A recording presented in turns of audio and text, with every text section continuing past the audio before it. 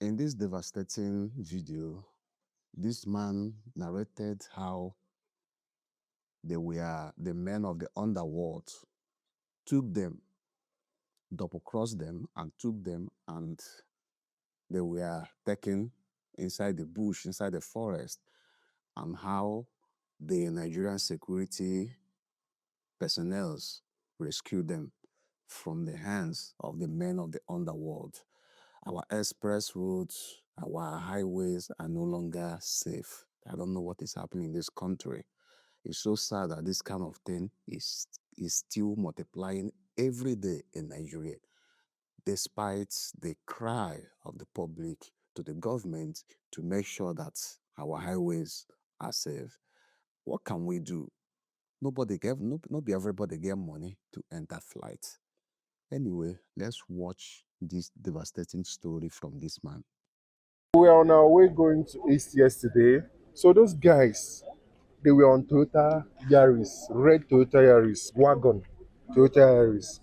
But before then, we are me on my own. I've seen them like they were trying to. They happen to be like their passengers. I've seen them like afar. So when there's this bus in front of us was waving us like this blessed telex box was waving us, but our driver couldn't catch up. He now passed the bus, and when he passed the bus, that was when those guys now turned. That Toyota is now turned, and the boys started coming out from the bushes. One of them, I will always recognize his face even if I'm sleeping. He was the one with the AK-47 shooting up, shoot. Yeah, he was the one. He was their leader. He was the one shooting the AK-47 up, so harassing or whatever. So when we now saw that this thing is now, our driver tried to maneuver to enter bush. They now came out. More than six of them. They had their guns were one AK-47, one pop action, and one shotgun that was cut short. So they took us from that our bus inside the bush, far away, as in we are going very, very far. But inside that bush, we could be hearing buses passing. And that yesterday night, yesterday, we were hearing siren outside around that 8 to 9.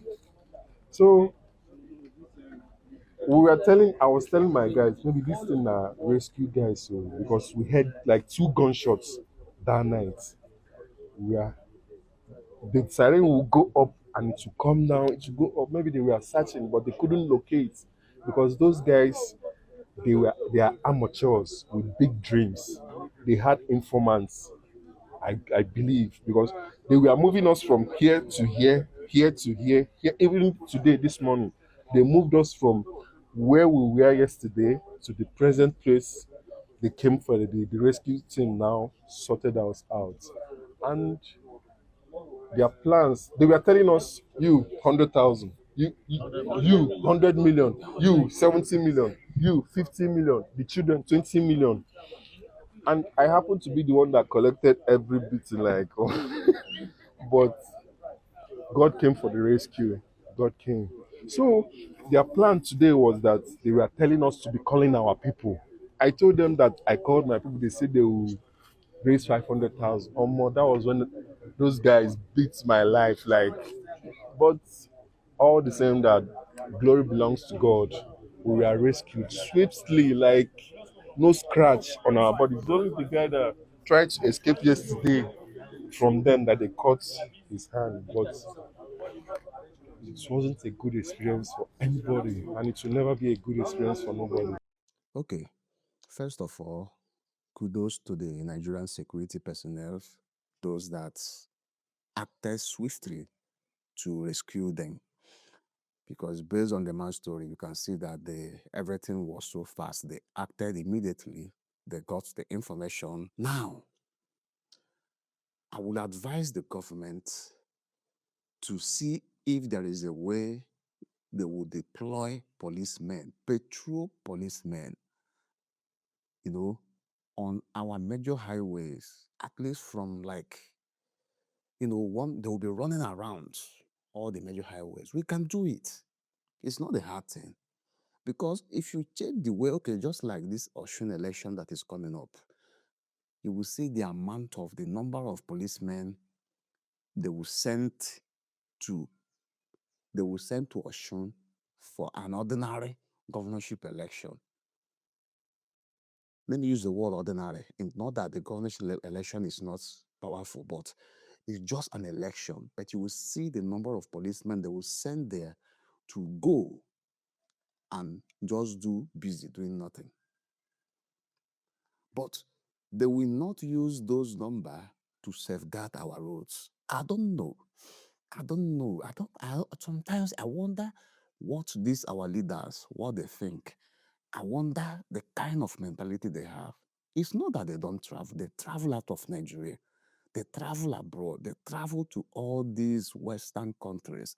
They see how things work. They see how the system works. They see how government should be. And they will never learn anything from there. They will never learn anything.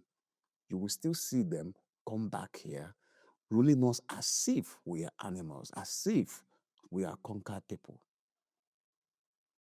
Nigerians, is it not high time for us to wake up? Is it not high time for us to stand firm and defend what is ours? Enough is enough. These people no send us, so they don't care about our well-being. What they are after is to win election. They can't even win election. What they just do is rigging. What they're after is to remain in power. After remaining in power, they will shift the power to their children. That's what they're after.